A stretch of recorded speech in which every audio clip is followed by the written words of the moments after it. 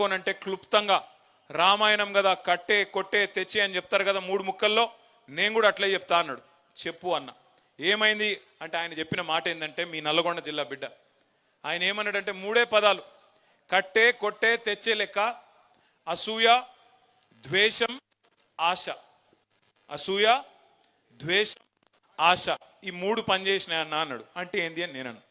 అసూయ అంటే ఈ మల్లన్నాడు చూసినావు, అబ్బా అధికార పార్టీలకు రాగానే కొత్త కారు కొన్నాడు రా, కొత్త ఇల్లు కట్టిండ్రా, ఆయన కూడా కట్టుకునే ఉంటాడు అనేటోడు.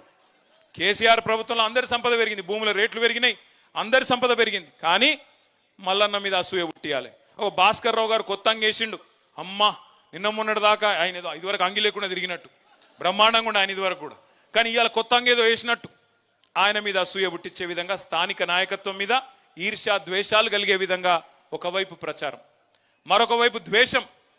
ఏదో కేసీఆర్ గారు ఈ రాష్ట్రాన్ని ఆయన కుటుంబం కోసమే తెచ్చుకున్నాడు, ఆయన ఎవరిని కలవడట, అహంకారం అట, కుటుంబ పాలనట, లక్షల కోట్లు దోసుకపోయిందంట అని కేసీఆర్ గారి మీద దొరనట, దొరపాలనట అని చెప్పి ద్వేషం నిండే విధంగా అగ్రనాయకత్వం మీద ఇంకోవైపు విష ప్రచారం.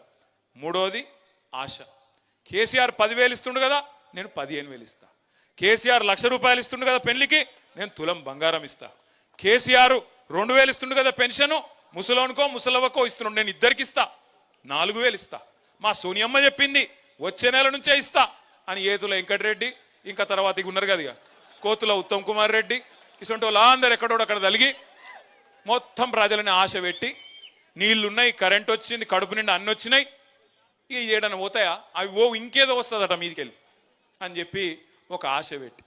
మీరు ఒకటి జాగ్రత్తగా గమనించండి, కాంగ్రెస్ ఓడు బీజేపీడు అభివృద్ధి గురించి మాట్లాడలే, సూర్యాపేటలో వచ్చిన మెడికల్ కాలేజ్ గురించి మాట్లాడలే, ఈ పక్కనే కట్టిన ఎస్పీ ఆఫీస్ గురించి మాట్లాడలే, కొత్తగా జిల్లా అయింది, జిల్లా అధికారులందరూ ఇక్కడనే కూర్చుంటుండ్రు, నాకు నల్లగొండ పోయే బాధ తప్పింది అని మాట్లాడలే, కొత్త మండలాలు అయినా చెప్పలే, తాండాలు గ్రామ పంచాయతీలు అయినా యాద్ చేయలే, వాళ్ళు ఇదివరకు మాట ఇచ్చి తప్పిన మాట గుర్తు చేయలే.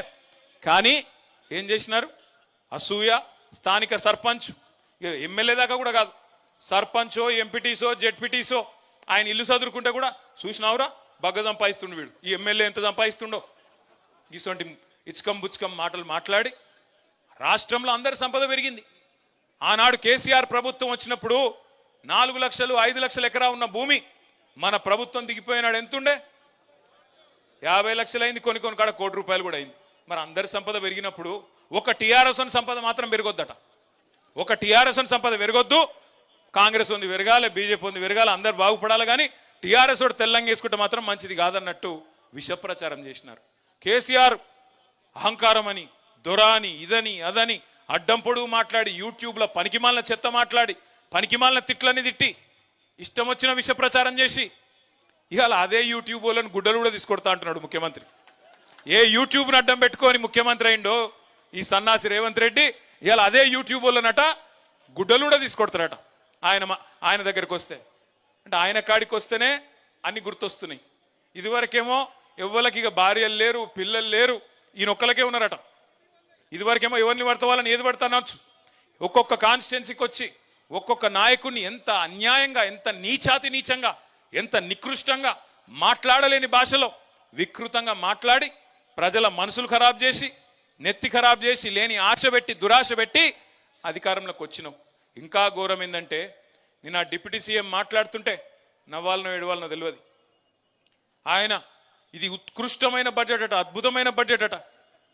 నాకు ఒకటే గుర్తొచ్చింది, ఈ మధ్యన దేశపతి శ్రీనివాస్ గారని మన ఎమ్మెల్సీ ఉంటాడు, ఆయన ఒక మంచి పాట రాసిండు, గోవింద గోవింద 6 గ్యారెంటీలు గోవింద అని.